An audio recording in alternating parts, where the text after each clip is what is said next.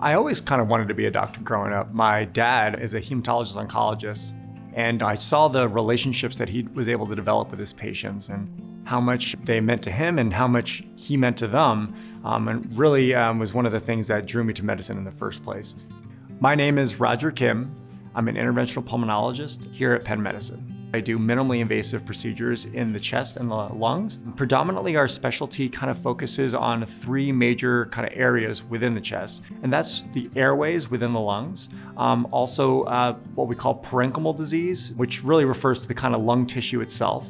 And then finally, we treat diseases of the pleural space, which is kind of the space around the lungs that's inside the chest. The best known procedure that we do, or the most common procedure that we do, is something called bronchoscopy, which we can do for both diagnostic and therapeutic purposes, kind of depending on the patient that we're seeing. The most common patient that I see in my outpatient interventional pulmonology clinic are patients with pulmonary nodules. So these are densities in the lung that we really don't know what they are, but in certain situations, they can represent early stage lung cancer. And so really the bulk of both my clinical and my research work focuses on the early detection of lung cancer.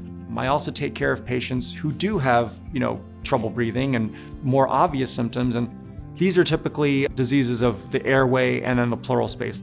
We really offer the full breadth of what interventional pulmonology has to offer. We have services ranging from endobronchial valves for patients with end-stage severe chronic obstructive pulmonary disease, or COPD, all the way to advanced diagnostic bronchoscopy techniques such as robotic bronchoscopy and using intraoperative cone beam CT imaging, which really represents the kind of state-of-the-art and most cutting-edge technology available for doing navigational bronchoscopy to biopsy some of these nodules.